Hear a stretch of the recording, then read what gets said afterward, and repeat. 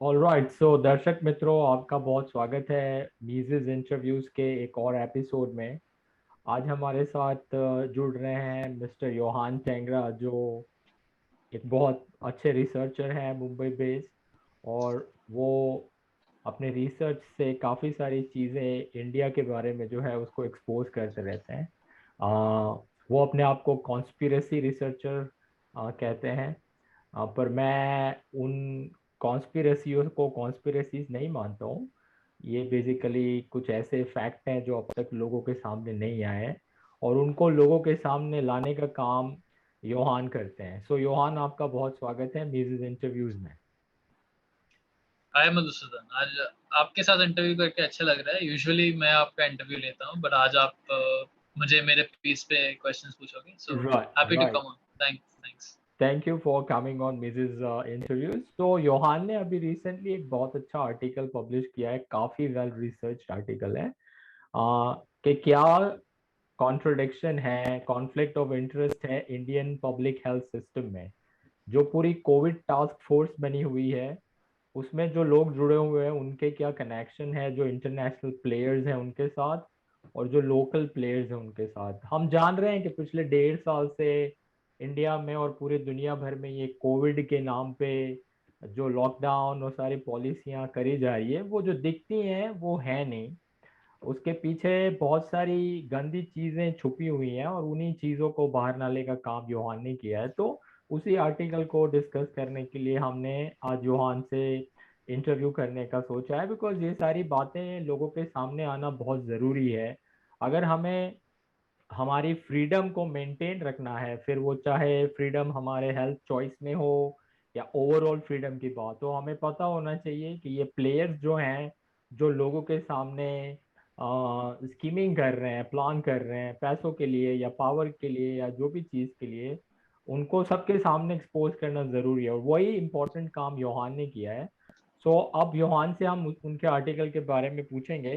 तो योहान, आपसे मेरा पहला सवाल ये है कि आपने जो public health foundation of India है, PHFI, उसके बारे में काफ़ी एक्सटेंसिवली रिसर्च किया है। सो आपको क्या लगता है, what is it and what role it has played in controlling India's public health system? वो है क्या PHFI, और उसने क्या, उसका क्या रोल है इंडियन पब्लिक हेल्थ सिस्टम को, उसकी पॉलिसीज को कंट्रोल करने में? आप हमें ज़रा वो बताएं पहले। तो एक्चुअली मेरी रिसर्च पीएचएफआई में 2019 में शुरू हुई, जब I came across some articles written by journalist called Kapil Bajaj. और वो एक्चुअली इस मुद्दे पे 2011 से आर्टिकल्स पब्लिश कर रहे थे, बिकॉज उन्हें तभी इसकी भनक लग गई थी कि भारत में ये पब्लिक प्राइवेट पार्टनरशिप के नाम पे बिल गेट्स और गेट्स फाउंडेशन ने एक्चुअली एक फाउंडेशन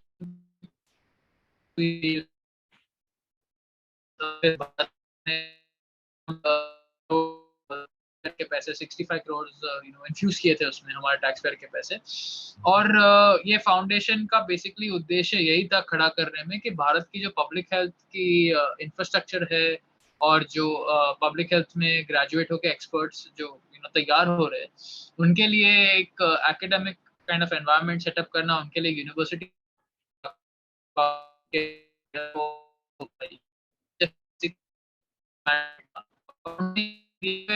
इतना सारा सपोर्ट दिया गया था सेंट्रल गवर्नमेंट और स्टेट गवर्नमेंट से, ताकि वो ये यूनिवर्सिटीज खड़ी कर पाए जो पब्लिक हेल्थ का जो एजेंडा है उनका, वो आगे लेके जा सके। तो this was the official reason for which PHFI was created.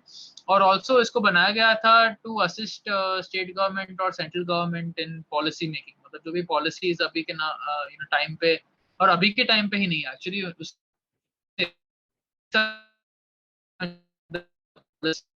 फिर आशा वर्कर्स के रिलेटिंग, और अभी जो आयुष्मान भारत की स्कीम लॉन्च हुई है और उसके एडवांसमेंट हो रही है मोदी जी के थ्रू, ये सारी चीजों के पीछे और भी चीजों के पीछे पीएचएफआई के लोगों का हाथ रहा है, बिकॉज वो पॉलिसी मेकिंग में काफी डीपली और फंडामेंटली इन्वॉल्व रहे हैं। सो ये कारण के थ्रू पीएचएफआई को बनाया गया था, बट जब से वो बनी है वो एक्चुअली कंट्रोवर्सी और फ्रॉड में एंगेज किया उन लोगों ने। तो मैं उसके कुछ उदाहरण बता देता हूँ कि हम्म, मैं इतने हार्श वर्ड्स क्यों यूज कर रहा हूँ उनके अगेंस्ट। हम्म, जैसे मैंने कहा कि पीएचएफआई ने अराउंड 100 करोड़ टैक्स पेयर के पैसे इंफ्यूज किए थे गवर्नमेंट ने। पहले 65 करोड़, जब ये 2006 में ये संस्था बिठाई गई थी, मनमोहन सिंह जब प्राइम मिनिस्टर थे वो टाइम पे, और इसमें अराउंड 100 करोड़ इन्फ्यूज किया गया था। तो एक चौंका देने वाली बात यह है कि 2013-14 के ईयर में उनके 100 करोड़ में से 80 करोड़ गायब हो गए।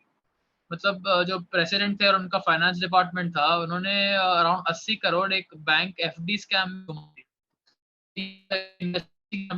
जारी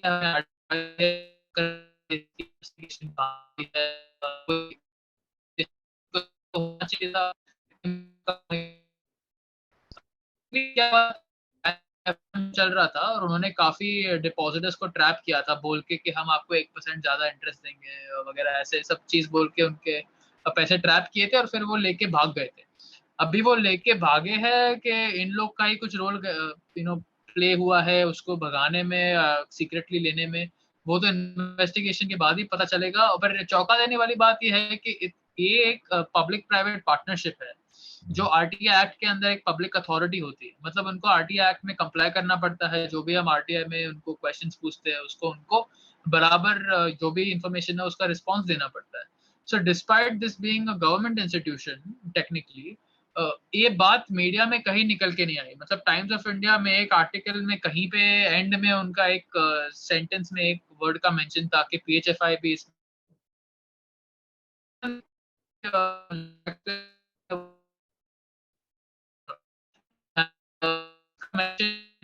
मीडिया में कहीं नहीं हुआ। And this came to be known after एक विसल ब्लोअर था जो पीएचएफआई में काम कर रहा था, उन्होंने 2018 में इसकी जानकारी एक कपिल बजाज को दिया, and then Kapil Bajaj basically brought it out. So यही एक, I would say this is the biggest financial scam that's gone on in PHFI. But इसके अलावा भी काफी सारे इश्यूज रही है। मतलब 2006 में ये क्रिएट हुआ था, तो पब्लिक प्राइवेट पार्टनरशिप जब गवर्नमेंट क्रिएट करती है तो उसका जो भी मेमोरेंडम ऑफ अंडरस्टैंडिंग होता है पब्लिक पार्टीज और प्राइवेट प्लेयर्स के बीच में, दैट शुड बी पब्लिक, ताकि लोग जान सके कि इसको किस उद्देश्य से बनाया गया है, गवर्नमेंट की क्या रिस्पॉन्सिबिलिटी है, प्राइवेट पार्टी की क्या रिस्पॉन्सिबिलिटी है, कौन क्या रोल प्ले करने वाला है, how is it going to function. तो ये जो भी पब्लिक प्राइवेट पार्टनरशिप का अग्रीमेंट था ये कभी भी पब्लिक में निकल के अभी तक आया नहीं है। और इन्होंने आरटीआई एक्ट को बेसिकली रिजेक्ट किया था पहले 6 साल। तो 2006 से लेकर 2012 तक जो भी आरटीआई रिक्वेस्ट फाइल हो रही थी टू नो मोर, जानने के लिए कि पीएचएफआई में क्या चल रहा है एक्चुअली, उन्होंने सब चीज को डिनाई कर दिया था बेसिकली। एंड दे सेड कि हम ऑटोनोमस पब्लिक प्राइवेट पार्टनरशिप है, हम पब्लिक अथॉरिटी नहीं है आरटीआई एक्ट के अंदर, तो हमें जवाब देने का कोई मतलब ऐसे ऑब्लिगेशन नहीं। सो फाइनली ये केस जो है सेंट्रल इंफॉर्मेशन कमीशन तक गया। कपिल बजाज ने वो टाइम पे एक दूसरे एक्टिविस्ट के साथ, किशन लाल के साथ, वो केस में सीआईसी तक लेके गए ऊपर तक। और फिर सीआईसी के कमिश्नर अच्छे थे वो टाइम पे, तो उन्होंने रूलिंग दिया कि आप कैसे बोल सकते हो, आप पब्लिक अथॉरिटी नहीं है, आपने इतने सारे टैक्स के पैसे लेके बैठे हो आप, और आपने हमारे गवर्नमेंट के ब्यूरोक्रेट्स भी लेके बैठे हो। तो वो एक और इम्पोर्टेंट बात जाननी जरूरी है लोगों को कि पीएचएफआई के गवर्निंग बोर्ड में आईसीएमआर के DG, ministry of health and family welfare के DGHS, ministry of health and family welfare के सेक्रेटरी, ये सारे लोग पीएचएफआई की गवर्निंग बॉडी में बैठ रहे। तो ये लोग ने हमारे गवर्नमेंट ब्यूरोक्रेट्स को कैप्चर करके रखा है, इन लोग ने हमारा टैक्स का पैसा लेके रखा है, एंड देन वो किसी भी चीज के लिए अकाउंटेबल हो नहीं रहे थे। तो वो टाइम पे ये सीआईसी के कमिश्नर ने रूल किया था कि आप पब्लिक अथॉरिटी हो और आपको आरटीआई एक्ट में सबमिट करना चालू करना पड़ेगा। एंड सिंस दैट टाइम वो आरटीआई मतलब रिक्वेस्ट का ऑफिशियली जवाब देना उन्होंने शुरू किया। So the main thing to understand with PHFI is they portray themselves as a public-private partnership, जो सरकार को असिस्ट करने में वो लोग पोर्ट्रे करते हैं कि सरकार के कुछ नीड्स हम फुलफिल कर रहे हैं उनको।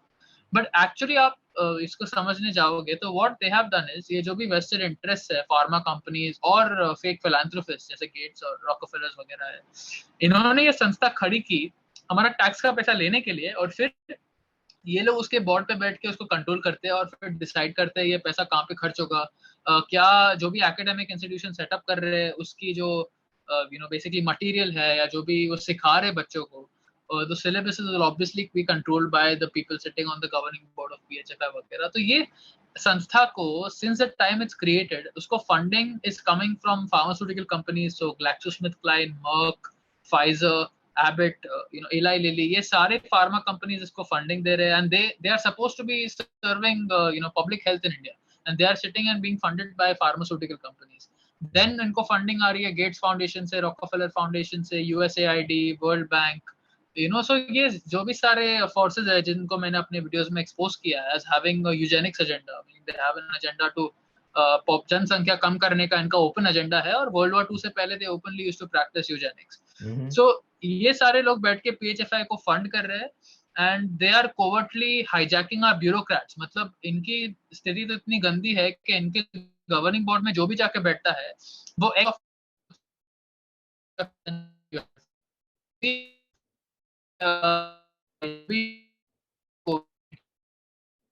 पॉलिसी इसमें जो आईसीएमआर के डायरेक्टर जनरल और एमओएचएफडब्ल्यू के लोग, इनको बिठा के रखा है। सो अभी के टाइम पे बलराम भार्गव है sitting on the board, then Rajesh Bhushan will be sitting on the board. अगर ये साल का हमको बोर्ड की डिटेल्स आई नहीं है, इसके लिए भी आरटीआई फाइल हुई है। बट हमने जब भी गवर्नमेंट में आरटीआई भेजी है कि have you given any permission कि ये लोग जो हमारे पब्लिक अथॉरिटीज है और जो भी गवर्नमेंट सर्वेंट्स है, क्या इनको आपने परमिशन दी है कि ये प्राइवेट बॉडी में जाके बैठ सकते हैं? तो हमें हमेशा जवाब आया कि नहीं, हमने ऐसी कोई परमिशन दी नहीं है।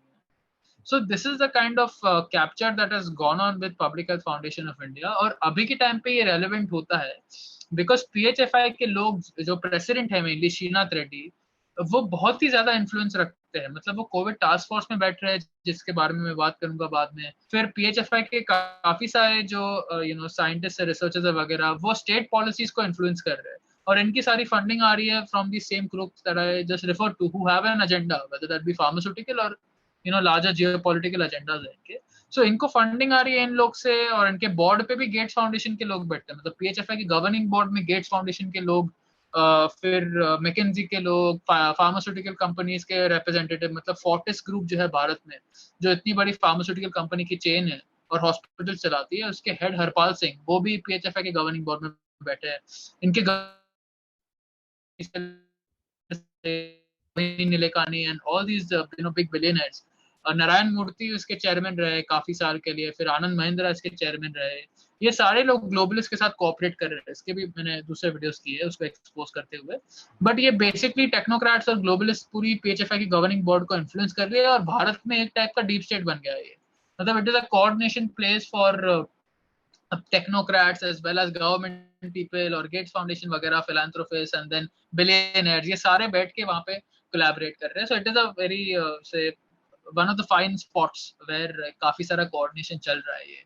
And it is very dangerous because PHFI के लोग बैठ के आज policy influence कर रहे हैं। जैसे मैंने बोला Ayushman Bharat scheme, national rural health mission, इतने सारे जो बड़े बड़े गवर्नमेंट के प्रोग्राम्स चले पब्लिक हेल्थ के नाम पे, इन सब की पॉलिसी ड्राफ्टिंग पीएचएफआई के लोगों के द्वारा आई है। और आज कोविड-19 के टाइम पे भी नेशनल टास्क फोर्स में इनके काफी लोग बैठे हैं, जिसपे मैं आता हूँ बाद में बात करने के लिए। और स्टेट गवर्नमेंट्स को एडवाइजरी भी पीएचएफआई के थ्रू दी जा रही है। But so yes, this is the overall just on the public health foundation. Right. तो जैसे हम इकोनॉमी और सोसाइटी के दूसरे सेक्टर्स में देखते हैं, पब्लिक प्राइवेट पार्टनरशिप के नाम पे बेसिकली, जिसको हम फासीवाद कहते हैं, ये चलाया जा रहा है। बिजनेसेस, बिग बिजनेसेस और स्टेट ऑफिशियल्स मिल के बेसिकली पब्लिक के खिलाफ स्कीमिंग कर रहे हैं और उन्हें लूट रहे हैं और उनको कंट्रोल करने की कोशिश कर रहे हैं। जैसे हम आरबीआई में देखते हैं कि वहाँ भी वही हाल है, वहाँ भी ब्यूरोक्रेट बैठे हुए हैं, बैंकर्स बैठे हुए हैं, जो जिनका सीधा सीधा कॉन्फ्लिक्ट ऑफ इंटरेस्ट है, वही लोगों को उसमें बिठाया गया है। ऑलराइट, सो आपने आरबीआई के बारे में लोग एक बात नहीं जानते हैं, पर हाँ एक्चुअली गेट्स फाउंडेशन के इंडिया डायरेक्टर जो थे पहले, नचिकेत मोर, वो हाँ भी आरबीआई के बोर्ड में बैठ रहे थे। That's something that also people don't know about. Right. तो वो किसी और दिन हम बात करेंगे कि ये फाइनेंशियल और मॉनेटरी सेक्टर में भी ये सब कैसे फैला हुआ है। मैं अभी देख रहा हूँ दूसरी एक जगह जहाँ पे ये सब चल रहा है, इलेक्ट्रिक ईवी व्हीकल की जो इंडस्ट्री है। तो जैसे ही, और ये सब यस, भी, ये सारे भी ग्लोबलिस्ट एजेंडा है। वर्ल्ड इकोनॉमिक फोरम के लोग जो हैं वो चाह रहे हैं कि हम लोग पेट्रोल डीजल का इस्तेमाल करना बंद कर दे, सो कॉल्ड क्लाइमेट चेंज का उनका एजेंडा है। और इसी वजह से नरेंद्र मोदी गवर्नमेंट 2030 तक इलेक्ट्रिक व्हीकल लाने की बातें कर रही है। और जैसे ही उन्होंने अनाउंसमेंट करा है, तो जितने भी बड़े बड़े बिजनेसमैन हैं, फिर वो मुकेश अंबानी हो या दूसरे, वो सारे इलेक्ट्रिक व्हीकल इंडस्ट्री में एंटर कर रहे हैं, बिकॉज अब वहाँ पे हम टैक्स पेयरों का पैसा अवेलेबल रहेगा। मैं अब आईसीएमआर के बारे में बात करना चाहूंगा। मैंने देखा अभी रिसेंटली जैसे ही नरेंद्र मोदी अमेरिका की यात्रा पे गए, एक हम कोविड में हम जान रहे हैं कि इंडिया में जो उत्तर प्रदेश हमारा एक स्टेट है, वो काफी ग्लोबलिस्ट को एक नासूर की तरह चुभ रहा है। बिकॉज उन्होंने क्या किया है कि बिना वैक्सीन के छोटी सी एक चीप ड्रग है आइवरमेक्टिन, उसका इस्तेमाल करके कोविड को पूरा खत्म कर दिया। और उसको वेस्टर्न कंट्रीज में कंप्लीटली वो स्टोरी को दबा के रखा हुआ है, सप्रेस करके रखा हुआ है। पर योगी आदित्यनाथ ने उसको न्यूज़पेपर में दे दिया कि हमने कैसे कोविड को खत्म कर दिया। तो मैंने देखा कि जैसे मोदी वहां पे गए और बाइडेन और इनसे मिले, या फाउची और बिल गेट से, यहाँ पे आईसीएमआर ने उनके कोविड प्रोटोकॉल से हाइड्रोक्सी क्लोरोक्विन और आइवरमेक्टिन को हटा दिया। तो आप हमें बताइए कि कोविड 19 के जो वैक्सीन है उसको प्रमोट करने में आईसीएमआर का क्या हाथ है? बिकॉज हम देख रहे हैं कि ये जो ग्लोबल पावर है वो खाली वैक्सीन ही एक कोविड का इलाज है ऐसा सबको बताना चाहते हैं, जैसे दूसरे ऑल्टरनेटिव और कोई इलाज है ही नहीं। बिकॉज अगर ऑल्टरनेटिव इलाज अवेलेबल है तो टेक्निकली लीगली स्पीकिंग वैक्सीन बना नहीं सकते, और उनकी वैक्सीन जो इतनी कॉस्टली वो बिकेगी नहीं। तो आप हमें बताइए कि आईसीएमआर का इसमें क्या रोल है इंडिया में कोविड 19 वैक्सीन को प्रमोट करने के लिए, और क्या वो इसी तरह से पीएचएफआई की तरह कुछ डूबियस एक्टिविटीज में भी इन्वॉल्व है, Indian council of medical research के जो लोग हैं वो? सो एक्चुअली आपने बहुत ही इंटरेस्टिंग ऑब्जर्वेशन बनाया, बिकॉज ये जो भी टास्क फोर्स से निकाला गया है hydroxychloroquine ivermectin, at the end of this episode आपको बहुत ही स्टार्टलिंग इन्फॉर्मेशन पता चलेगी कि क्यों निकाला गया, इसके पीछे पॉलिटिकल और कॉन्फ्लिक्ट ऑफ इंटरेस्ट का रीजन क्या है। तो मैं उस पर आता हूँ, बट बिफोर दैट आईसीएमआर पे मैं थोड़ा व्यूअर्स को कॉन्टेक्स्ट देता हूँ कि आईसीएमआर की हिस्ट्री क्या रही है, तो वो समझ पाएंगे बेटर कि आज क्या चल रहा है। ठीक तो है। आईसीएमआर का जो बनाया गया था, उसका जो मैंडेट था, ये एक पब्लिक फंडेड बॉडी है, टैक्स पेयर फंडेड बॉडी है, एंड वो क्रिएट हुआ था भारत में बायोमेडिकल रिसर्च को कोऑर्डिनेट करने के लिए। तो इनका जो और 2007 में एक्चुअली भारत में एक बहुत बड़ा स्कैंडल हुआ था ह्यूमन पैपिलोमा वायरस के टीकों के ऊपर। तो एक एनजीओ थी पाथ की नाम की, program for appropriate technologies in health. So इन्होंने बेसिकली फंडिंग किया था गेट्स फाउंडेशन, और ये भारत में एचपीवी वैक्सीन के ट्रायल करना चाहते थे क्योंकि उनको भारत में एचपीवी वैक्सीन इंट्रोड्यूस करना था। तो वो टाइम पे 2006 या 7 में आईसीएमआर ने एक मेमोरेंडम ऑफ अंडरस्टैंडिंग साइन किया था पाथ के साथ, और उनका एजेंडा था एमओयू का to get the HPV vaccine introduced in India. अभी आप मुझे बोलो, अगर आईसीएमआर को क्रिएट किया गया है भारत में रिसर्च कोऑर्डिनेट करने के लिए, सो उनका एजेंडा कैसे हो सकता है कि भारत में कौन सा वैक्सीन आना चाहिए नहीं आना चाहिए? That is the job of NTAGI. तो भारत में एक दूसरी कमिटी है, national technical advisory group on immunisation, और वहां के रिसर्चर्स और साइंटिस्ट वैक्सीन का डेटा स्टडी करते हैं और फिर सरकार को सजेशन देते हैं कि ये आना चाहिए नहीं आना चाहिए, depending on disease burden, vaccine efficacy, safety issues वगैरह। ठीक है, तो आईसीएमआर का जॉब ये है ही नहीं। आईसीएमआर का जॉब है कंडक्ट रिसर्च, और उन्होंने वो टाइम पे पाथ के साथ कल्यूड किया था और इन लोग ने मिलके इलीगल क्लिनिकल ट्रायल्स किए थे। सो भारत में क्लिनिकल ट्रायल्स के रूल्स काफी स्ट्रिक्ट है, और दे डिमांड कि अगर आप क्लिनिकल ट्रायल कर रहे हो तो एडवर्स इवेंट्स को बराबर रिपोर्ट करना पड़ता है, रिकॉर्ड करना पड़ता है, और आपको इन्फॉर्म कंसेंट लेना पड़ता है। आप जो भी मतलब लोगों से आप टीका देना चाहते हो उनको, उनसे इन्फॉर्म कंसेंट लेना जरूरी है कि आप ये क्लिनिकल ट्रायल के पार्ट हो, आपको एडवर्स इफेक्ट्स हो सकते हैं, आप मर सकते हो, इसकी एफिकेसी अभी हम जानते नहीं है। ये सब कम्युनिकेट होना भी दे रहे थे।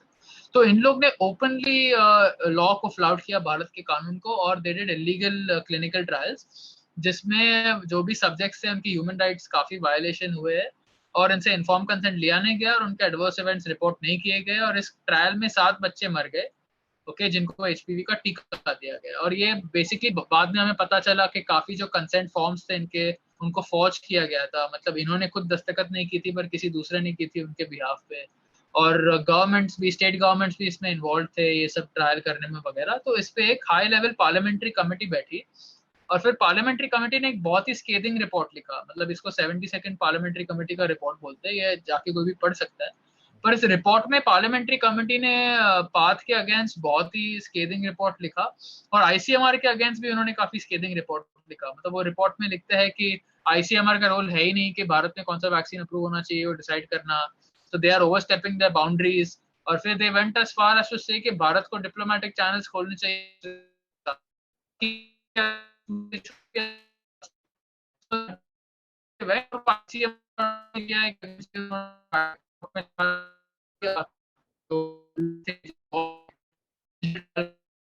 उनके अगेंस्ट सजा होनी चाहिए। और फिर बेसिकली क्या हुआ कि इन पे कोई एक्शन दिया नहीं गया, इवन दो इतनी हाई लेवल की पार्लियामेंट्री कमेटी बैठी। इस पे सुप्रीम कोर्ट में केस चल रहा है, एक एनजीओ ने फाइल किया था कॉलिन गोंजालेस लॉयर के साथ, वो अभी तक 2021 में भी ऑन गोइंग है, वो खत्म नहीं हुआ मैटर वो। सो that is the history of ICMR. उन्होंने कल्यूड किया था एक एनजीओ के साथ एक टीका भारत में लाने के लिए। और अभी के टाइम पे आप आईसीएमआर के साथ देखोगे तो इनकी काफी कोलैबोरेशंस है गेट्स फाउंडेशन के साथ, एनआईएच के साथ उन्होंने ओपन कोलैबोरेशन शुरू की है। और अभी के टाइम पे आईसीएमआर को 5% की रॉयल्टी मिल रही है वैक्सीन के सेल पे। तो आईसीएमआर इज कलेक्टिंग 5% किकबैक्स जो भी टीका बिक रहा है कोवैक्सीन का भारत में। तो आईसीएमआर ने और भारत बायोटेक ने मिलकर कोवैक्सीन को डेवलप किया था और उसकी क्लिनिकल ट्रायल्स में भी उनकी गवर्नमेंट की फंडिंग इंफ्यूज हुई थी, तो उनको 5% की किकबैक आ रही है। तो अभी आप मुझे बोलो कि आईसीएमआर ने कोविड-19 का टास्क फोर्स सेटअप किया है, उनको फाइनेंशियल बेनिफिट मिल रहा है डायरेक्टली वैक्सीन के सेल पे, so this is a direct conflict of interest and that will bias them towards the vaccines and specifically towards a covaxin। और फिर ये लोग बैठ के टास्क फोर्स बना रहे हैं जो डिसाइड करेगी कि भारत में ये सारी चीजों की पॉलिसी क्या होनी चाहिए, from lockdown to mask to vaccine वगैरह। और आईसीएमआर ने 2020 में सेम इंसिडेंट रिपीट किया है, मतलब बिकॉज इनको वो टाइम पे प्रोसिक्यूट नहीं किया गया था अकॉर्डिंग टू द लॉ, फिर आज जाके इन्होंने फिर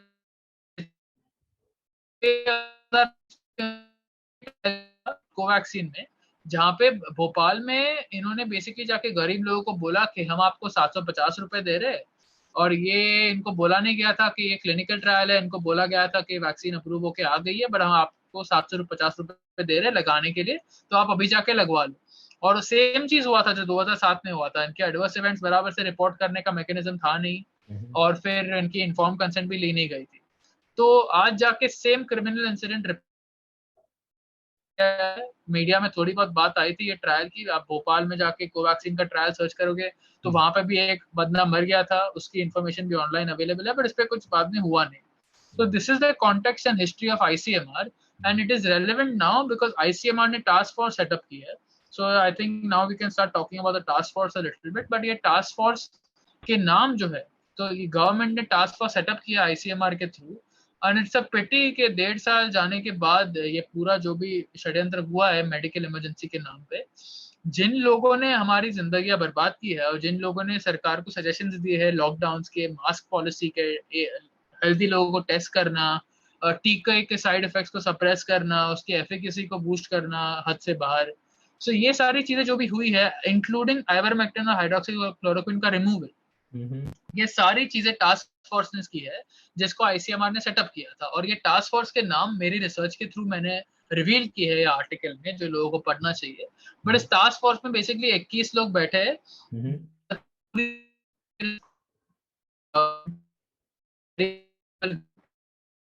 डायरेक्टली पीएम मोदी से डायरेक्ट कम्युनिकेशन रख रहे हैं और जो भी टास्क फोर्स के रिकमेंडेशंस है वो मोदी जी तक पहुंचाते हैं। सो that is the context in which ICMR का रोल है आज के टाइम पे भारत की वैक्सीनेशन पॉलिसी एंड बाकी सारी चीजों को इन्फ्लुएंस करने। राइट, सो अब आप ऑलरेडी बता रहे हैं, तो आप हमें और बताइए कि ये टास्क फोर्स जो हैं, उनके मेंबर्स जो हैं, क्या कॉन्फ्लिक्ट ऑफ इंटरेस्ट क्या है उनका, और ये सब जो चल रहा है इंडियन पब्लिक हेल्थ सिनारियो में।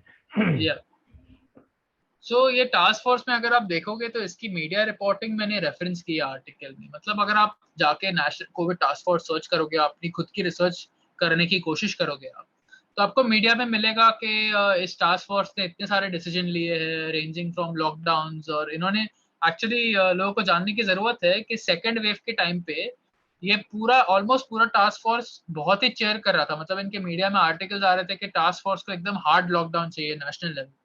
So they have directly been responsible for genocide, and जो भी recommendations इन लोग ने दिए हैं that have destructed in the deaths and restriction of fundamental rights of so many different people across the country. So ये task force के नाम जो है इट्स अ पिटी के अभी तक 1.5 साल तक लोगों को पता नहीं था, but now we finally know their names. Okay, तो एक बात है कि टास्क फोर्स के नाम, जो मेंबर्स के नाम है 21 लोगों के प्लस जो 3 कोऑर्डिनेटर्स है इसके, वो बाहर निकल के आया है, जिसको मैंने आर्टिकल में रेफरेंस किया है। और बस नाम इम्पोर्टेंट नहीं है इनके जानना, व्हाट इज इम्पोर्टेंट ऑल्सो कि इनके क्या संबंध है फार्मास्यूटिकल कंपनीज के साथ, गेट्स फाउंडेशन के साथ, रॉकफेलर फाउंडेशन के साथ वगैरह, वो भी मैं आर्टिकल में मैंने इसके बारे में बात की है। तो मैंने जिस भी मेंबर पे रिसर्च किया, अभी मैं थोड़े प्रोमिनेंट मेंबर्स बोल देता हूँ आपको, मे बी आपने उनको टीवी पे देखा रहेगा या आपने उनके आर्टिकल्स पढ़े रहेंगे मीडिया में, बिकॉज यही डोमिनेट करते पूरा media discourse. So I would break this up in 2 sections.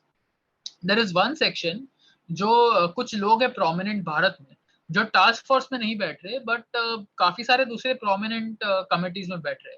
सो ये 3 लोग हैं, नरेंद्र कुमार अरोरा, गगनदीप कांग एंड के विजय राघवन। सो इफ आप इनकी बेसिक कॉन्फ्लिक्ट समझने जाओगे तो let's start with Narendra Kumar Arora. NK Arora actually Bharat के नेशनल एईएफआई कमेटी में बैठे।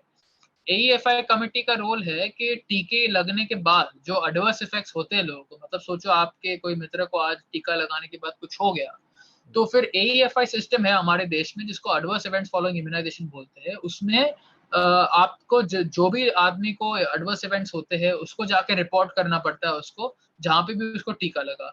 फिर उस पर पूरी रिपोर्ट बनती है, उसकी डिस्ट्रिक्ट कमेटी पे जाती है, फिर district committee state level committee को भेजती है, और फिर फाइनली नेशनल लेवल कमेटी पे जाती है। और फिर नेशनल कमेटी निर्णय लेती है कि ये जो एडवर्स इफेक्ट है वो टीके से हुआ या कोई दूसरे कारण से हुआ। तो इसके हेड है नरेंद्र कुमार अरोरा। ओके, अभी आप ऐसे बंदे से एक्सपेक्ट करोगे कि इनके फार्मा कंपनी और इन सब गेट्स वगैरह से दूर दूर के कोई संबंध नहीं, because he is the guy and his committee is the responsible authority जो निर्णय लेगी कि टीके से हुआ है एडवर्स इफेक्ट के नहीं हुआ है। तो अभी नरेंद्र कुमार अरोरा के क्या कॉन्फ्लिक्ट्स है? Narendra Kumar Arora is getting direct funding from Gates Foundation for lot of his research, that is a direct conflict. फिर ये गेट्स फाउंडेशन को एडवाइस कर रहा है इम्यूनाइजेशन प्रोजेक्ट्स पे। फिर ये गेट्स फाउंडेशन की जो शुरू किए प्रोजेक्ट्स है उनको हेड कर रहे हैं। फिर not only is sitting in AEFI committee, पर उनको पास में रॉकफेलर फाउंडेशन से फेलोशिप्स मिली है। फिर ये दूसरे बॉडीज में बैठ रहे हैं जो पब्लिक हेल्थ को इन्फ्लुएंस कर रहे हैं भारत में। So you know every single person जो मैंने रिसर्च की है इस आर्टिकल में, यू विल फाइंड के जो टास्क फोर्स में नहीं भी बैठ रहे, जैसे कि एनके अरोरा या गगनदीप कांग है या विजय राघवन है, ये फंडिंग उठा रहे डायरेक्टली गेट्स फाउंडेशन से या वेलकम ट्रस्ट से या वर्ल्ड बैंक से वगैरह, या और फिर उनके साथ कोलैबोरेट कर रहे हैं अलग अलग प्रोजेक्ट्स पे, इनके साथ स्टडीज प्रोड्यूस कर रहे हैं वगैरह। और फिर ये लोग डायरेक्टली जाके पब्लिक हेल्थ में इन्फ्लुएंस कर रहे हैं। मतलब Narendra Kumar Arora is also sitting in the NTAGI. NTAGI committee है जो भारत में निर्णय लेती है कि कौन से टीके भारत में आएंगे नहीं आएंगे। सो आप if you sit to think of it, ये एक एग्जांपल मैं दे रहा हूँ एनके अरोरा का। ऑफ कोर्स ये छोटा रखना चाहते तो I can not go through this for every single person, but आप ये आर्टिकल पढ़ोगे तो यू विल फाइंड कि almost every single person over there is sitting in government bodies जो निर्णय ले रही कौन सा टीका भारत में आएगा या इसके एडवर्स इफेक्ट्स को कैसे हम जज करेंगे। और फिर ये जाके गेट्स फाउंडेशन से पैसा उठा रहे हैं, फार्मा कंपनी से कुछ संबंध है इनके, जाके इनके प्रोजेक्ट के साथ काम कर रहे हैं। So this is the overall common theme you will find. Same thing Gagandeep Kang के साथ, ये गेट्स फाउंडेशन इनकी 70-80% रिसर्च फंड कर रहा है। आप इनके रिसर्च की पेज पे जाके देखोगे and you will see who is funding most of the research is directly Gates Foundation. फिर इन्होंने वेलकम ट्रस्ट का बेसिकली लैब हेड कर रही है। वेलकम ट्रस्ट भी गेट्स फाउंडेशन जैसा ही है। गेट्स फाउंडेशन और वेलकम ट्रस्ट दोनों फार्मा कंपनीज में बहुत ही ज्यादा मैसिव इन्वेस्टमेंट्स रखते हैं, और फिर ये ऐसा फिलांथ्रफी करने का नाटक करते हैं कि देखो हम पैसा दे रहे हैं वैक्सीन डेवलपमेंट के लिए वगैरह। और ये जहाँ पे पैसे देते हैं वो फिर घूम फिर के इनको उनके शेयर्स में वगैरह में बेनिफिट करता है डायरेक्टली। सो इनको फाइनेंशियल बेनिफिट भी है, और फिर ये टीकों के थ्रू या वगैरह इनके कोवर्ट एजेंडास भी पुश करते हैं, जैसे कि यूजेनिक्स है वगैरह, ये सब पुश करते हैं। वेलकम ट्रस्ट तो एक्चुअली एक फार्मा कंपनी के ब्रेकअप से ही बनी थी। आई थिंक मर्क के ब्रेकअप से या ग्लैक्सोस्मिथक्लाइन के जो भी ब्रेकअप है, आप जाके उसकी हिस्ट्री पढ़ सकते हो, मैंने आर्टिकल में रेफरेंस किया है। But it was birthed by a breakup of pharma company, और इनके यूजेनिक्स के भी काफी कनेक्शंस है, आप जाके उसको भी स्टडी कर सकते हो आर्टिकल में। So overall you will find के ऐसे लोग हैं, विजय राघवन भी रॉकफेलर फाउंडेशन के साथ काफी गहरे संबंध रखते हैं वगैरह। सो और ये इनकी एक बात है कि मीडिया डिस्कोर्स में काफी इन्फ्लुएंस रखते हैं। आप देखोगे तो इनके मीडिया में अगेन एंड अगेन इंटरव्यूज आते रहते हैं। प्रिंट मीडिया में जो भी मोस्ट जर्नलिस्ट है पब्लिक हेल्थ पे लिखते हैं, साइंस में रिपोर्टिंग करते हैं हेल्थ के बारे में, तो they will keep bringing the same people on. So ये 3 लोग जो है टास्क फोर्स में नहीं बैठ रहे, बट ये काफी सारे प्रोमिनेंट दूसरे एरियाज में बैठ रहे हैं, और इनके वेरी वेरी डायरेक्ट संबंध है ये सेम फेक फिलांथ्रोपिस्ट और फार्मा कंपनीज के साथ। और टास्क फोर्स में दूसरे लोग भी है, जैसे कि श्रीनाथ रेड्डी है, समीरन पांडा, रमन गंगा खेतकर, बलराम भार्गवा, रणदीप गुलेरिया, स्वरूप सरकार, ऐसे बहुत सारे लोग हैं जो अगेन मीडिया में आते रहते हैं और डायरेक्टली टास्क फोर्स में बैठे हैं and they are directly deciding कि भारत की पब्लिक हेल्थ पॉलिसी क्या रहेगी and they deciding everything from lockdown policy to mask policy to vaccine policy. एक प्रोमिनेंट आदमी है वीके पॉल, जो नीति आयोग में भी मेंबर है। इनके इतने एग्रीजियस स्टेटमेंट्स है, वो आके मीडिया में बोलते हैं कि घर पे मास्क पहनना शुरू करना चाहिए लोगों को और हमें 1-2 साल तक और मास्क पहनना पड़ेगा। फिर टीके के लिए आके बोलते हैं कि प्रेग्नेंट लेडीज को इमीडिएटली वैक्सीन देना चाहिए even though no clinical trials have been done on pregnant women. So एक बात है कि भाई इनके कॉन्फ्लिक्ट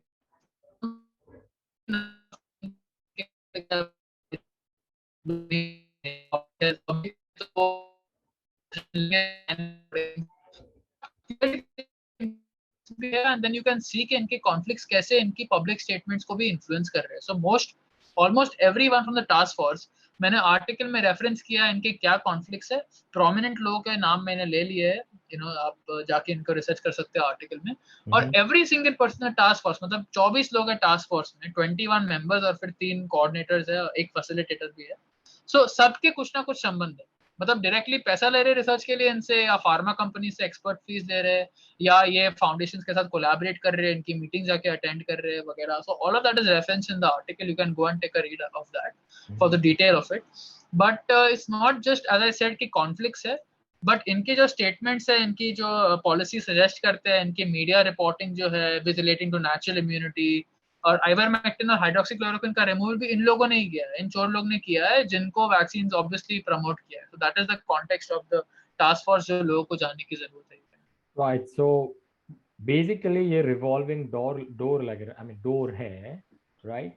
और आप जो बात कर रहे हो, मुझे ऐसे लग रहा है आप, आई एम श्योर आप उस पर थोड़ा ज़्यादा फोकस डालोगे इसमें। क्या ये सारी जो चीज़ें हैं वो क्या स्टेट ऑफिशियल्स को पता ही नहीं है? आई एम श्योर प्रधानमंत्री को और जितने भी लोग पॉलिटिशियन इसमें इन्वॉल्व हैं जो इनसे सलाह ले रहे हैं, उन्हें भी पता होगा। और आई एम श्योर ये सारे पैसे उन्हें भी जाते होंगे, राइट।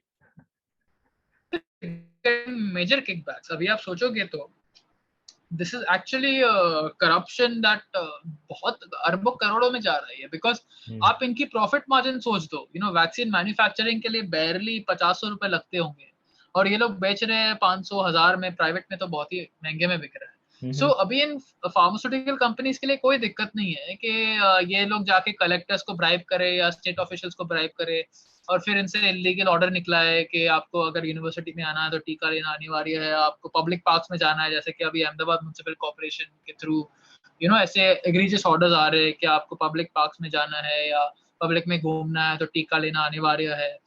सो ये सारे ऑर्डर्स को इन्फ्लुएंस करने के लिए इनके लिए कुछ नहीं जाता यार, थोड़े 100 करोड़ पहुंचाने हैं इन ब्यूरोक्रेट्स को और फिर ऑर्डर्स पास करवाने हैं। मतलब it's like a profit sharing game for them, जो भी इनको किकबैक्स मिल रहे वगैरह। और ये इनके पैसे कमाने भी इनके लिए बहुत आसान है, बिकॉज ये लोग डायरेक्टली कंज्यूमर पे तो डिपेंड करते नहीं है, सीधा टैक्स पेयर के पैसे से जाके सीधा इन लोग ने पैसा गॉबल कर दिया। मतलब हमारी स्टेट डिसाइड कर रही है कि इनको कितना जाना चाहिए, कॉन्ट्रैक्ट्स क्या होंगे, कितने पैसे इनको दिए जाएंगे।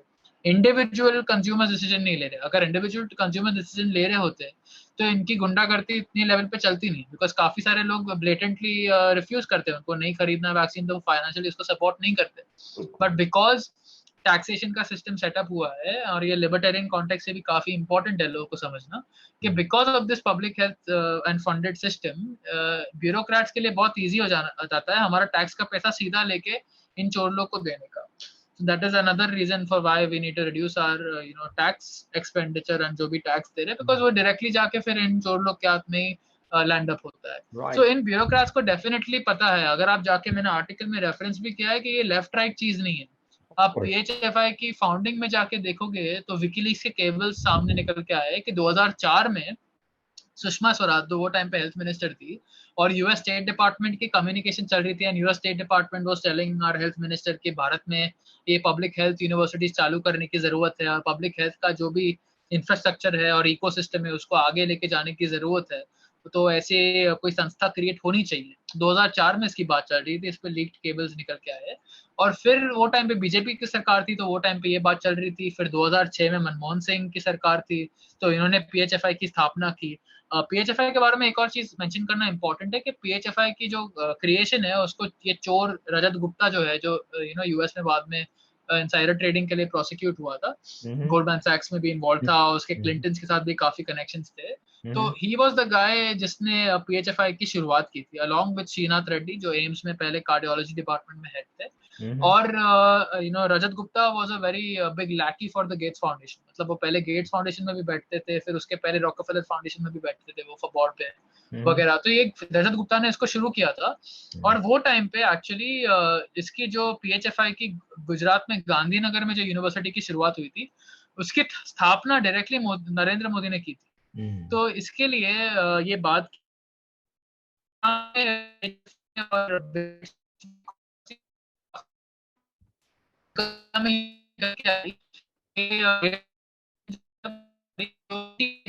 इसका बारे में मैंने बात की कि ये एनटीएजीआई बॉडी भारत में निर्णय लेती है कि कौन से टीके आएंगे नहीं आएंगे।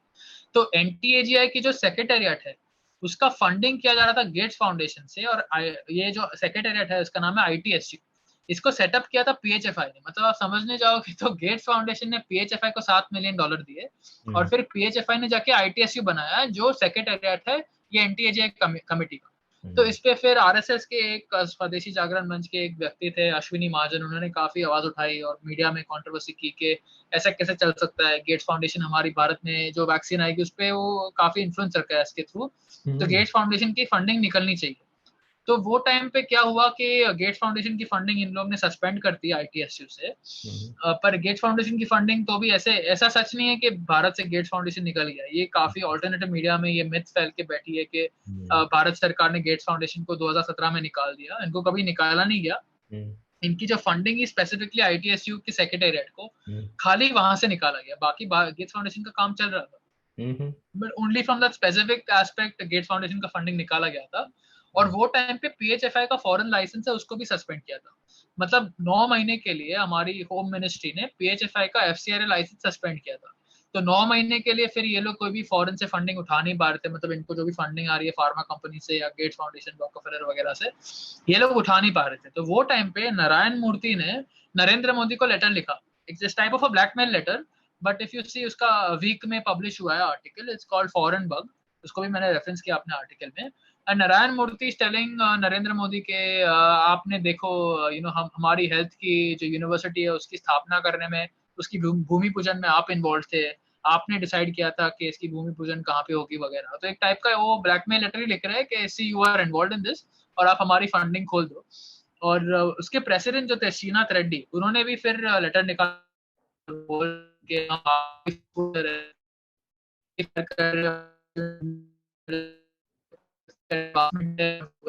मदद हो रही है, वो सब रुक जाएगा। तो ये सब ड्रामा होने के बाद पीएचएफआई का फॉरेन लाइसेंस फिर से आ गया उनके पास, and then it was work as usual continued after that. So speaking to your point, आप जो लेफ्ट राइट की बात कर रहे थे कि कांग्रेस का भी इसमें इन्वॉल्वमेंट रहा है और फिर आरएसएस और जो बीजेपी का इन्वॉल्वमेंट है वो भी रहा है, तो वो क्लियरली हमें देखने को मिलता है कि no matter which party has come in, whether that be BJP first, then Congress, and then BJP again, ये एक टाइप का डीप स्टेट भारत में कंटिन्यूसली रहा है in the public health sector. वो बात क्लियरली हमें देखने को मिलती है। राइट। तो बेसिकली इतिहास ही ये दोहरा रहा है अपने आप को। जैसे इस जमाने में ईस्ट इंडिया कंपनी आई थी और उन्होंने राजाओं के साथ मिलके धीरे धीरे इंडिया में अपने आप को फैलाया था। अब वो तो चाहते नहीं थे, उन्होंने वो खाली वैक्यूम जो बन रहा था क्योंकि हमारे वाले ही अंदर अंदर लड़ रहे थे तो उन्होंने उसको भरा। तो यही मुझे आज भी लग रहा है कि हमारे देश के लोग ही हमारे देश को बर्बाद करने में तुले हुए हैं। हमें ना चाइना से कोई इतना बड़ा खतरा है ना पाकिस्तान से खतरा है। हमें अगर खतरा है तो हमारे देश के यही जो सब आप लोगों ने जिनका नाम लिया इतना रिसर्च करके वही लोग इन्वॉल्व हैं। अब एक और बात हम करना चाहेंगे, जैसे हम यूएस में देख रहे हैं कि एक आदमी है जिसका नाम बार बार आता रहता है, उसका नाम है एंथनी फाउची। वो पिछले 40 साल से कंटिन्यूसली उनके सरकार के लीड एडवाइजर रहे हैं। जितनी भी ये इन्फेक्शियस डिजीज वो सारी जो भी हैं उसको हेड कर रहे हैं। और हमने देखा कि उनके जो ईमेल लीक हुए थे वो कॉन्फ्लिक्टिंग बातें करते हैं। शुरुआत में कहते थे मास्क पहनना ज़रूरी नहीं है, बाद में भी कह रहे थे कि ये सब करने से कुछ नहीं होता है। पर फिर वो एफडीए और सीडीसी में जितने भी लोग हैं सब मिलके पूरी हेल्थ सिस्टम अमेरिका की है उसको कंट्रोल कर रहे हैं। तो आप हमें बताइए कि ऐसे एंथनी फाउची जैसे कैरेक्टर इंडिया में भी हैं क्या? क्या इंडिया का भी कोई एंथनी फाउची है क्या? भारत में एंथनी फाउची जैसा एक आदमी नहीं है, बट आई वुड से कि एंथनी फाउची जी की जो पावर है वेस्ट में, हम्म। उसको यहाँ पे थोड़े लोगों में डिफ्यूज करके रखा है। मतलब जैसे हम की प्रोमिनेंट पब्लिक हेल्थ में प्लेयर्स है हम्म। जो काफी इन्फ्लुएंस रख रहे हैं कि भारत में क्या पॉलिसीज इंप्लीमेंट होगी। Hmm. Number one I would say is mister Srinath Reddy. Okay, he is the president of PHFI. वो हम्म। कोविड-19 की टास्क फोर्स में भी बैठे हैं, जो 21 मेंबर की टास्क फोर्स है। हम्म। और वो काफी स्वे रखते हैं जहां तक मेरी अंडरस्टैंडिंग है, बिकॉज वो पास्ट में भी उन्होंने काफी कमिटीज चेयर की है जहाँ पे ये यूनिवर्सल हेल्थ कवरेज है, आयुष्मान भारत है, नेशनल रूरल हेल्थ मिशन है, इन सब की पॉलिसी मेकिंग में वगैरह में ये काफी प्रोमिनेंटली इन्वॉल्व थे पहले से। आउट से Srinath Reddy is definitely high on the list. Hmm. फिर नरेंद्र कुमार अरोरा है, जैसे मैंने बोला, वो नेशनल एएफआई कमेटी में बैठते हैं, एनटीएजीआई में भी ये दोनों बैठते हैं। Srinath Reddy sitting in NTAGI as well. फिर Srinath Reddy public health foundation को फंड हेड कर रहे हैं, प्रेसिडेंट है उनके, और उनको 1 करोड़ की सैलरी मिल रही है वहां से। तो ये भाई फार्मा कंपनीज और गेट्स फाउंडेशन वगैरह और टैक्स पेयर के पैसे से इनको उनकी 1 करोड़ पर एनम की सैलरी मिल रही है, जो काफी ज्यादा है। मतलब एम्स में वो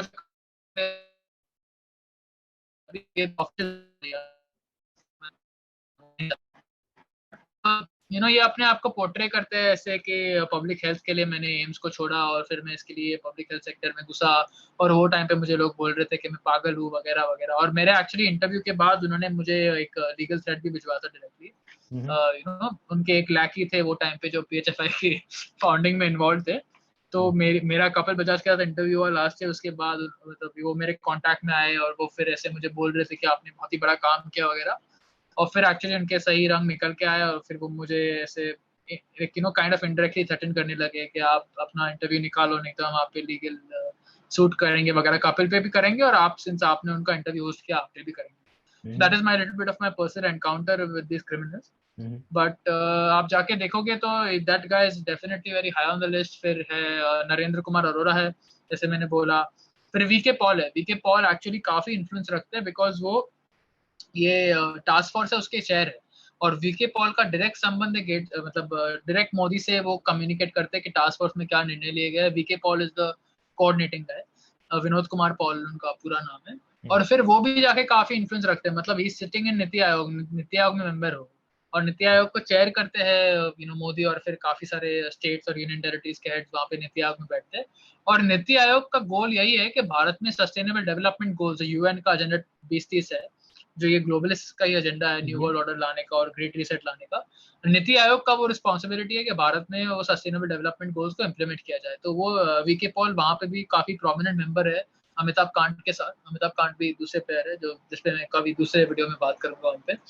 बट या VK Paul is also quite high up on the list. फिर के विजय राघवन है, वो प्रिंसिपल साइंटिफिक एडवाइजर है नरेंद्र मोदी को। So he is quite high up on the list because अभी उन्होंने रिसेंटली रॉकफेलर फाउंडेशन के साथ कोलैबोरेशन करके उन्होंने एक आर्टिकल पब्लिश पेपर पब्लिश किया गया कि भारत में टेस्टिंग के रिलेटिंग जो भी पीसीआर टेस्टिंग वगैरह आरईटी टेस्टिंग हो रही है उसके ऊपर। फिर उन्होंने रॉकफेलर फाउंडेशन का काफी काम किया है पास्ट में। रॉकफेलर फाउंडेशन की फंडिंग भी आई थी भारत में लास्ट ईयर कोविड-19 की टेस्टिंग इंक्रीज करने के लिए, और उसको काफी यूज किया गया सेकंड वेव का प्रोपेगेंडा फ्यूल करने के लिए। So K Vijay Raghavan also would feature very high up on the list. फिर गगनदीप कांग है, she would also feature very prominently because वो भी काफी सारे डिसीजन मेकिंग बॉडीज में बैठी है सरकार की। बलराम भार्गव है जो आईसीएमआर के डीजी है, उनके भी काफी क्लोज संबंध है गेट्स फाउंडेशन के साथ। उन्होंने एक यूनिवर्सिटी चालू की थी जिसका फंडिंग फाइजर और गेट्स फाउंडेशन वगैरह से आ रहा है। और फिर वो जाके पीएचएफआई की गवर्निंग बॉडी में भी बैठे बलराम भार्गव। रणदीप गुलेरिया भी है। So I think these 6-7 people would be the Faucis of India because वो high level पे काफी influence रख रहे हैं in terms of steering government policy and deciding Bharat में public health के नाम पे और pandemic के नाम पे कैसी चीजें हो रही है। हम्म। हाँ, सो ये हमारे देश के मीरचंद या जो भी हमारे ट्रेटर रहे हैं हिस्ट्री के। क्रिमिनल है, सालों को फांसी भी कम पड़ेगी। वेल, जिस दिन वो दिन आएगा कि न्याय होगा लोगों के साथ, इतने जो लाखों लोग मर गए हैं इस वायरस के नाम पे जिसमें कोई भी नहीं मरना चाहिए था, राइट? पर इन लोगों की ग्रीड की वजह से, इन लोगों का जो भी है सत्ता के लिए, पावर के, मनी के लिए, वो जो बिना सोचे समझे ये कुछ कर रहे हैं, और जैसे कि मैं हमेशा पहले से मेंटेन करते आया हूँ कि ये सब ये लोग कर पा रहे हैं बिकॉज वो स्टेट पावर जो है वो अवेलेबल है, सेंट्रल स्टेट पावर कैप्चर करने के लिए, कि जिसके थ्रू वो अपने विचार हम सबके ऊपर जबरदस्ती थोप सकते हैं। जैसे आपने भी हिंट किया कि अगर मार्केट होता, अगर सरकारी बाबू ना होते हमारे ऊपर ये सारी चीजें थोपने के लिए, तो बिल गेट्स और इन लोगों का वो नहीं है कि वो हमें ये सब करने पे मजबूर कर सकते। पर ये लोग करते यही है कि कलेक्टर को पैसा खिला दिया, लोकल जो भी एडमिनिस्ट्रेटर है या हाई अप जो भी बैठे हैं उन्हें पैसे खिला दिया, या रिवॉल्विंग डोर है, और उनके थ्रू हम पे सब फोर्स करवाया जा रहा है।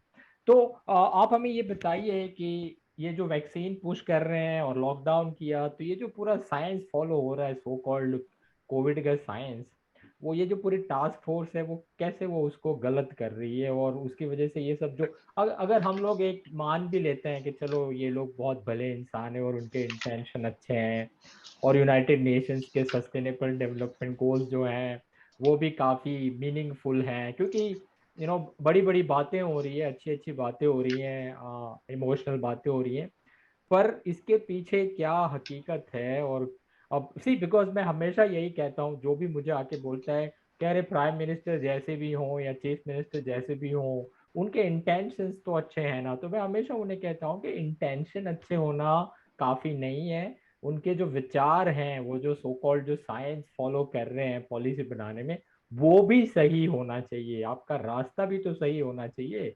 नहीं तो फिर आपका इंटेंशन आपको जहन्नम में ले जाएगा, अच्छा इंटेंशन। तो आप हमें ये बताएं कि ये जो साइंस फॉलो कर रहे हैं वो किस तरह का साइंस है, और उसमें क्या क्या गलत है। देखो, तो पहली बात तो मैं बता दूं कि अगर लोग सोच रहे हैं कि इनके इंटेंशंस अच्छे हैं, तो वो मैं सीधा आपको सबसे हार्ड प्रूफ देता हूँ कि वो सच क्यों नहीं। हम्म। इन लोग ने बेसिकली ऑन रिकॉर्ड झूठ बोलते हैं ये। सो हम्म। मैंने एनटीएजीआई का मेंशन किया था, जो है national technical advisory group on immunization. ये हम्म। भारत में निर्णय लेते हैं कि कौन से टीके आएंगे। अभी हम्म। ये जो भी टास्क फोर्स वाले हैं और जो भी मैंने बोला जिसके कॉन्फ्लिक्ट्स है, इसमें से काफी सारे लोग एनटीएजीआई में बैठते हैं। अभी इनके नाम ले लो तो श्रीनाथ रेड्डी मैंने आपको बता दिया, जो मेरे हम्म। प्राइम लिस्ट पे नंबर 1 है। फिर हम्म। सुनील कुमार है जो डीजीएचएस का हेड है अभी। फिर गगनदीप कांग है। निवेदिता गुप्ता है, एक्चुअली निवेदिता गुप्ता की काफी कॉन्फ्लिक्ट्स है। उनका नाम मैंने मेंशन नहीं किया, बट उनकी काफी सारी research Gates Foundation directly fund कर रही है। और Nivedita Gupta has single handedly been responsible. अगर डायरेक्टली मैं ब्लेम पिन करने जाऊं, तो टेस्टिंग का जो भी हुआ है भारत में with respect to PCR test को वैलिडेट करना, आरटी टेस्ट को वैलिडेट करना, लैब्स को सिखाना, स्किल टेक्नीशियंस को ट्रेन करना, ये सब इनके डिपार्टमेंट के अंदर आया है। निवेदिता गुप्ता उसको हेड कर रही है। और ये ट्रीटमेंट प्रोटोकॉल्स को डिजाइन करना, इसको भी निवेदिता गुप्ता ने हेड किया है। So she is also sitting in NTAGI. फिर एनके अरोरा है जिसके बारे में मैंने आपको बता दिया, और बलराम भार्गव है। अभी ये 7 लोग जो है, नाम 7 है, ये सब एनटीएजीआई में बैठे हैं और इनके सारे कॉन्फ्लिक्ट्स है। मतलब these people are sitting in NTAGI and deciding कि भारत में कौन से टीके आएंगे, और ये सारे लोग के कॉन्फ्लिक्ट्स है, ठीक है। हम्म। और फिर the point note here is NTAGI की मीटिंग चालू होती है, तो सेक्रेटेरिएट जो है, जो आईटीएसयू कंट्रोल करता है, ओके, आईटीएसयू के बारे में भी मैं बता दूं, तो आईटीएसयू के को हेड कर रहे एक बंदे हैं जिसका नाम है प्रीतू दलारिया। अभी प्रीतू दलारिया पे आप जाके रिसर्च करोगे तो वो पास्ट में पाथ के साथ काम कर चुके हैं, जो भारत में इलीगल ट्रायल कर चुकी है और जो क्रिमिनल है भारत के कानून के हिसाब से, अभी वो उसमें बैठे हैं। फिर गेट्स फाउंडेशन में उन्होंने काम किया है वगैरह। तो आईटीएसयू के जो हेड है, जो सेक्रेटेरिएट है एनटीएजीआई का, वो एनटीएजीआई के मेंबर से पूछता है कि आपके कोई कॉन्फ्लिक्ट ऑफ इंटरेस्ट है तो आप हमें बताओ। और ये सारे 7 चोर लोग जिनकी कॉन्फ्लिक्ट ऑफ इंटरेस्ट है, वो जाके वहां पे ऑन रिकॉर्ड बोलते हैं कि हमारे कोई भी कॉन्फ्लिक्ट नहीं है। इसको भी मैंने आर्टिकल में रेफरेंस किया है। हम्म। और जहां तक आपकी बात है कि वो साइंस को कैसे मिसरिप्रेजेंट करते, तो देखो अभी 1.5 साल में, keeping the politics aside, keeping जो फंडिंग के मैटर्स है, रिलेशंस के मैटर्स है वगैरह, उस सबको बाजू में रख दो, पर जो जहां तक साइंस है कोविड-19 की, तो I think some facts are highly undeniable and pretty clear as of now. Hmm. एक है कि लॉकडाउन काम नहीं करते, they're ineffective because virus is aerosolised, तो hmm. Lockdown doesn't help, and mainly asymptomatic लोग स्प्रेड नहीं करते। तो आप हम्म। सबको लॉकडाउन करेंगे उसका कोई फायदा नहीं है। Virus is mainly spreading from symptomatics in care homes and all that. Hmm. So lockdown को कोई इफेक्टिवनेस नहीं है, in fact they are very very dangerous. Hmm. This is undeniable. इस पे काफी सारा साइंटिफिक पेपर्स पब्लिश हो गया है।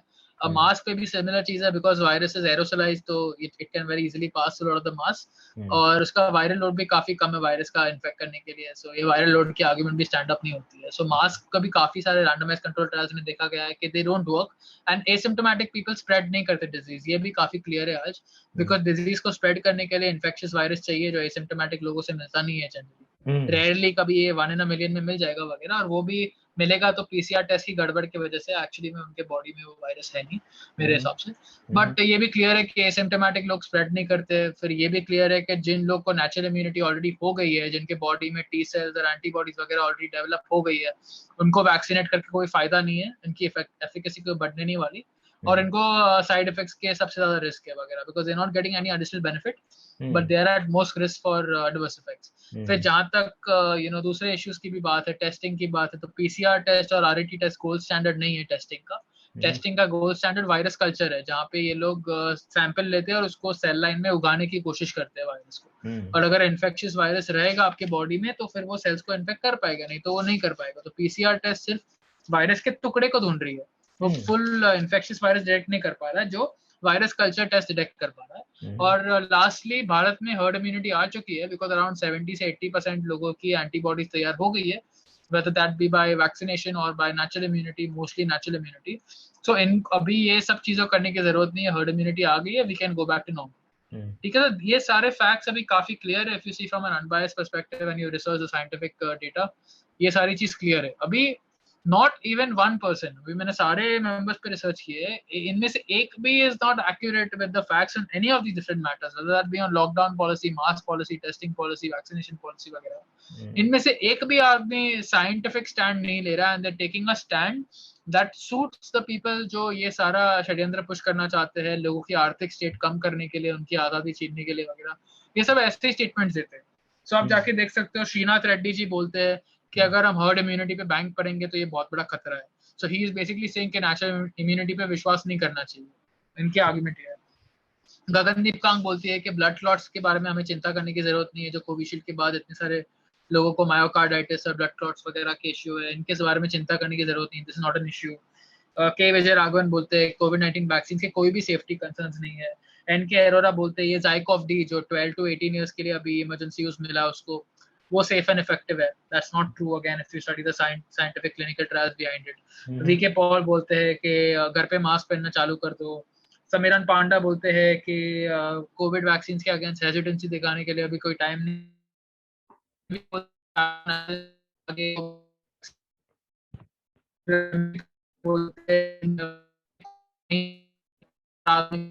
जाता है। फिर जेवीआर प्रसाद राव है, वो बोलते हैं कि पीसीआर टेस्ट फाइनल कंफर्मेशन होना चाहिए, मतलब अगर किसी ने आरएटी टेस्ट करा लिया या वायरस कल्चर टेस्ट भी करा लिया तो एंड में पीसीआर करना चाहिए। PCR is a final determinant, और ये बहुत बड़ा फ्रॉड है बिकॉज पीसीआर टेस्ट सबसे high level of false positives produce करती है, okay, depending on its cycle threshold. CDC है जो अमेरिका की, वो खुद इसको बाहर निकाल चुकी है, उन्होंने उसके खिलाफ ऑलरेडी नहीं, वो एक्चुअली नोटिफिकेशन थोड़ा डाल दिया है। मिसकंसेप्शन है, हेल्थ फ्रीडम कम्युनिटी में भी वो थोड़ा मिसकंसेप्शन है। सीडीसी ने पीसीआर को निकाला नहीं है, सीडीसी ने पीसीआर को एक्चुअली उसकी प्राइमर जो उसको चेंज किया, मतलब वो पहले सिर्फ SARS-CoV-2 के लिए टेस्ट कर रहे थे, पर अभी का जो उन्होंने अप्रूव किया है पीसीआर, वो SARS-CoV-2 और इन्फ्लुएंजा को साथ में टेस्ट करेगा। मतलब पीसीआर को यूज किया जा सकता है कोई भी वायरस के टारगेट को टेस्ट करने के लिए। सो अभी के पीसीआर को जो अप्रूव किया गया है वो सिर्फ SARS-CoV-2 के लिए देखेगा नहीं, but it will test for SARS-CoV-2 and influenza together. So that is a little bit of a misconception जो है, बट या एनीवे पीसीआर पे इतना तो क्लियर है कि वो बहुत ही high level of false positives पैदा करती है। सो जेवीआर प्रसाद राव है जो एक्चुअली एड्स के टाइम पे काफी प्रोमिनेंट थे, मतलब एड्स के टाइम पे गेट्स फाउंडेशन ने आह्वान करके एक प्रोजेक्ट चालू किया था जहाँ पे उन्होंने कुछ आई थिंक 400-500 मिलियन डॉलर लगा दिए थे, और उसके को चेयर थे जेवीआर प्रसाद राव। सो इनके कनेक्शन एक्चुअली गेट्स के साथ काफी साल पहले तक जाते हैं। So he is also praising the PCR and giving scientifically dubious statements about it. फिर बहुत सारे लोग हैं, मतलब आप जाके देखोगे तो रणदीप गुलेरिया अभी क्रिमिनल स्टेटमेंट दे रहे हैं कि जब तक भारत में हर बच्चों को कोविड का टीका नहीं लग जाता तब तक भारत से कोविड-19 जाएगा।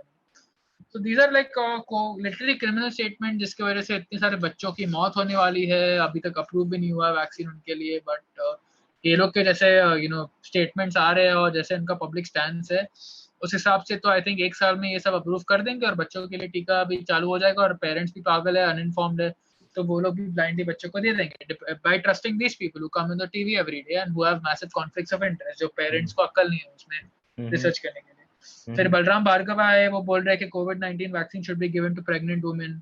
संजय पुजारी है, वो बोल रहे हैं कि आप रिकवर हो गए कोविड से तो भी आप कोविड का टीका ले लो। सबके ऐसे ही स्टेटमेंट्स है, मतलब you know you will find them pushing the same party line on vaccine mass, not even one person, okay 25 लोग हैं इसमें, मुझे एक भी आदमी के स्टेटमेंट नहीं मिले जो एक्चुअली साइंस को सपोर्ट कर रहे हैं। और ऐसा नहीं है कि हमारे हेल्थ जो बॉडीज है उसमें ऑनेस्ट लोग नहीं बैठे, there are people like Sanjay Rai, Jayaprakash Muliyil, Jacob Puliyel, Amitabh Banerjee, ये सब पास्ट में काफी सारे लोग एनटीएजीआई में बैठ चुके या बैठ रहे हैं। जयप्रकाश मुलियल अभी भी एनटीएजीआई में बैठे हैं। फिर अमिताभ बैनर्जी है, वो डीवाई पाटिल में पुणे के कम्युनिटी मेडिसिन के हेड है। संजय राय है, वो एम्स में एक डिपार्टमेंट के डायरेक्टर है। सो ऐसा नहीं है कि ऑनेस्ट साइंटिस्ट रिसर्चर्स नहीं है भारत में, बट इनको आप देखोगे तो बैरली कुछ मीडिया में किधर पीछे ऐसे कॉर्नर में मेंशन मिलेगा वगैरह, छोटी कोई मैगजीन में आ जाएंगे once in a while, but prominently तो इनको ही हेडलाइंस दी जाती है, ओके जो भी ये मैंने जिनका मेंशन किया। So this is the reason why ICMR ने अपने प्रोटोकॉल से और कोविड-19 टास्क फोर्स ने अपने प्रोटोकॉल से आइवरमेक्टिन और हाइड्रोक्सीक्लोरोक्विन को निकाला है, because you know it's an obvious thing कि ये लोग सब फार्मा कंपनीज और वैक्सीन सिंडिकेट से इतना कनेक्शन रख रहे हैं और फंडिंग ले रहे हैं। सो ऑब्वियस बात है कि अगर इनको वहां से आ रहा है और अगर ये वैक्सीन इमरजेंसी यूज में अप्रूव्ड है, सो वो लोग नहीं चाहेंगे कि कोई भी दूसरा इफेक्टिव ट्रीटमेंट लोग यूज करे और उसकी वजह से इनकी जो टीके का सेल है वो कम हो जाए। बट या this is how all the members on in the task force get the science totally wrong, विज्ञान इनका totally flawed। right. सो योहान, आपने इतना सारा रिसर्च किया है, अब एक आखिरी सवाल पूछते हैं कि कोई एक्शन क्या इस रिसर्च के बेस पे ली गई है, कुछ होने के चांसेस आपको लग रहे हैं? I don't see any action जो सेंट्रल गवर्नमेंट या स्टेट गवर्नमेंट्स लेगी। मतलब एक अच्छा डेवलपमेंट आपको समझाऊं तो हमारे जो लॉयर है नीलेश ओझा जी और दीपाली ओझा जी, उनके साथ हम लास्ट 2-3 महीने से काफी क्लोजली काम कर रहे हैं। मतलब वो मेरे 10-15 मिनट दूरी रहते हैं, तो मैं I think almost every day last 2 month से वहां पे जाके उनके साथ काम कर रहा हूँ। सो उन्होंने हमारा जो भी वैज्ञानिक डेटा है और ये भी जो भी क्रिमिनल्स का फ्रॉड्स निकल के सामने आया है, they are helping us to at least put it into legal action, और वो प्रोएक्टिवली उनकी लॉयर्स की टीम के साथ at least they are doing the level best to get the cases filed in court, और लीगल नोटिस बहुत सारी भेजी जा रही है वगैरह। तो ये आर्टिकल के बेसिस पे आईबीए जो इंडियन बार एसोसिएशन है जिसके हेड नीलेश और दीपाली ओझा जी है, सो बेस्ड ऑन दिस अभी उन्होंने हेल्थ मिनिस्टर को नोटिस भेजी है, मनसुख मांडविया जो अभी नए हेल्थ मिनिस्टर बन के आए, कि see we are giving you benefit of doubt that you might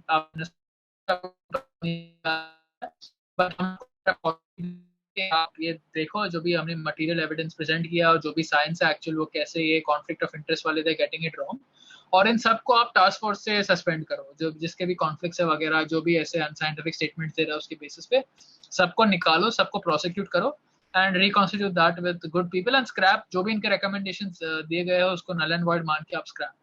ये नोटिस गया है हेल्थ मिनिस्टर को, और ये नोटिस की कॉपीज इंडिविजुअली भेजी गई है, जिसके भी मैंने नाम लिए हैं, एनके अरोरा है, गगनदीप कांगे वगैरह, श्रीनाथ रेड्डी वगैरह, इन सबको ये नोटिस की कॉपी चली गई है। अब ये नोटिस पे अगर ये एक्शन लेंगे नहीं, जो मुझे लगता है, I don't think they gonna take it, so then mister Ojha is gonna move the supreme court with that, and वहां पे प्रोसीडिंग्स फाइल करेंगे वो, प्रोसिक्यूशन इनके लिए वो चालू हो जाएगा। एक अच्छी डेवलपमेंट है कि हेल्थ मिनिस्ट्री के ने इसको मोस्ट अर्जेंट का टैग देके रिप्लाई दिया है आईबीए को कि we are send the matter to the relevant department, और उसको मोस्ट अर्जेंट का टैग दिया। तो भी मेरे को ऐसे होप नहीं है, बिकॉज पास्ट में भी जब कपिल बजाज जी ने इनके अगेंस्ट कंप्लेंट्स भेजी थी वगैरह, प्रीति सुदान को जो पहले हेल्थ सेक्रेटरी रहा करती थी, तब कोई एक्शन लिया नहीं गया, और इनफैक्ट पीएचएफआई ने कपिल बजाज को लीगल नोटिस भेजा था थ्रेट करते हुए कि आप अपनी बकवास बंद करो ऑनलाइन, नहीं तो हम आप पे एक्शन लेंगे। So this has been the context of जो भी एक्शन हम लोग ने एक्टिविस्ट ने लिया है इतने टाइम से, और अभी I think the matter is gonna come to the courts, because अगर ये लोग एक्शन नहीं लेते तो हमारी जो भी लीगल टीम है और एक्टिविस्ट का नेटवर्क है वो सारे हाई कोर्ट और सुप्रीम कोर्ट को मूव करेंगे। और अभी मैं लास्ट वीक से लिटरली मीडिया कैंपेन कर रहा हूँ, नेक्स्ट वीक में ट्विटर कैंपेन चलाने वाला हूँ इन लोग को publicly tag, name and shame और एक्सपोज करने के लिए।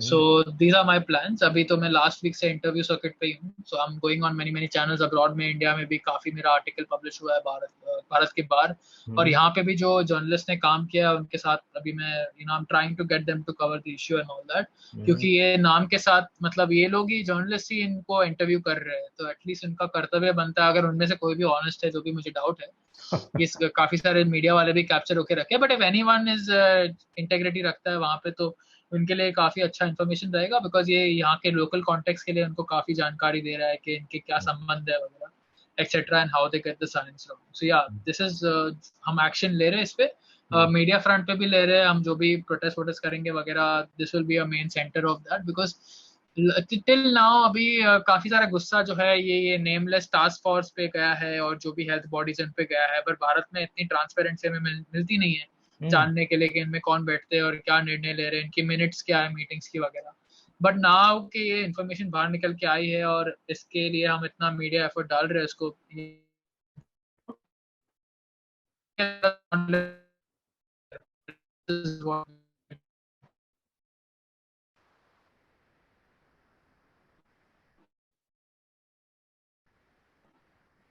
या Madhusudan, I think your audio disconnected. Yes yes yes. So Yohan, हम तो यही आशा रखेंगे कि आप जो भी ये सब काम कर रहे हैं उसके ऊपर एक्शन ली जाए। पर जैसे आपने कहा, और मैं तो जानता ही हूँ पहले से कि ऑफिशियल चैनल से इस पे कुछ भी होना इतना पॉसिबिलिटी है नहीं, पर हो जाए तो हमें कोई इशू नहीं है। मेन काम यही रहेगा आपका, और आपको इसी काम में मैं भी मदद करूंगा कि लोगों के पास ये सारी इंफॉर्मेशन लेके हम जाएं। क्योंकि अल्टीमेटली जब तक पब्लिक प्रेशर नहीं बनेगा, जब तक लोग जो हैं वो जागरूक नहीं होंगे, तब तक ये जो पूरा करप्शन जो पूरा फैला हुआ है डीप डीप अंदर जड़ों में सिस्टम के, उसका उसका कुछ हो नहीं सकता है।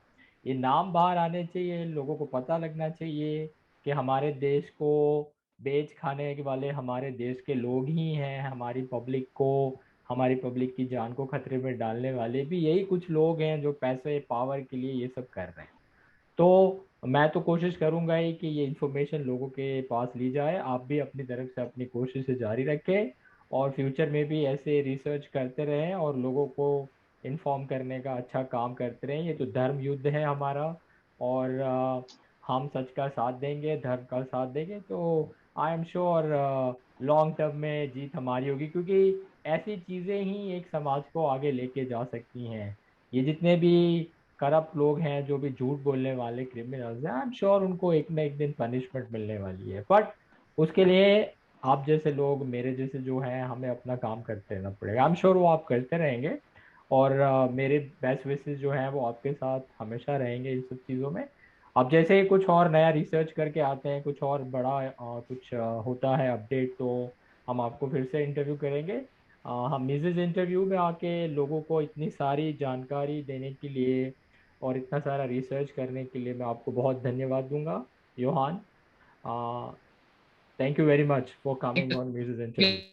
धन्यवाद मधुसूदन, आप बहुत ही अच्छा काम कर रहे हो with everything you are doing to, जो मैसेज है हमारा अनाकी के रिलेटिंग, और लोगों को अपनी राइट्स के बारे में सिखाने के लिए, वो बहुत ही महत्वपूर्ण है ये टाइम पे, बिकॉज बिकॉज लोग अपनी राइट्स समझते नहीं है, बिकॉज उसके लिए उनको लड़ना आता नहीं है। अगर वो अपनी राइट्स क्या है वो जानेंगे भी नहीं, तो फिर वो लड़ ही नहीं पाएंगे। सो